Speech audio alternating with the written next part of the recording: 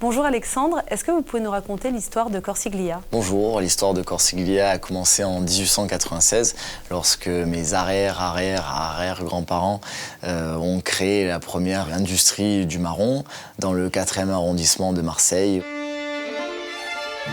Moi-même, j'ai connu mes arrière-grands-parents quand ils travaillaient, que j'étais petit. Je voyais mon arrière-grand-père en bleu de travail, toujours derrière le four à glacer ou à éplucher des marrons. Mon arrière-grand-mère aussi au bureau à la dactylo.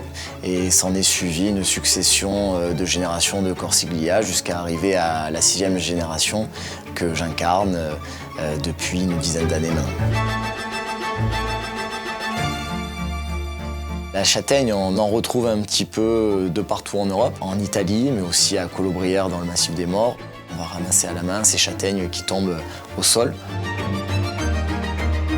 On va par la suite les éplucher, les mettre dans une petite moussine de tulle, 2 par 2, pour recréer le fruit lorsqu'il est dans sa bogue initiale. Et on va le cuire. Et puis derrière, on va confire et le confisage dure en moyenne entre 6 et 8 jours. On va laisser infuser aussi la vanille Bourbon-Madagascar pour venir sublimer le goût de la châtaigne. Et on va par la suite le dérouler sur des grilles pâtissières. On va garder uniquement les marrons entiers et par la suite plier dans son petit papier doré qu'on connaît tant et qui est emblématique du marron glacé des fêtes de fin d'année.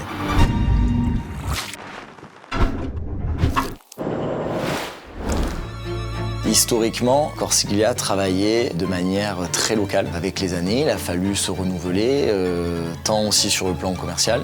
Et on a commencé à diffuser le marron glacé Corsiglia. La Chambre du métier de l'artisanat nous a fait l'accompagnement nécessaire pour être labellisé maître artisan. Et nous avons eu aussi le label Entreprise du patrimoine vivant, donc EPV, et qui aujourd'hui nous donne une légitimité supplémentaire au travail que nous réalisons. Et on en est très fiers.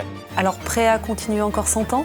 Aujourd'hui, on fait tout pour que le savoir-faire se pérennise, pour avoir de nouveaux marchés, promouvoir notre savoir-faire, notre gamme de produits. À nous de trouver les clés et de ressentir le marché pour qu'on puisse redonner encore 100 ans de travail aux générations qui suivront, je l'espère.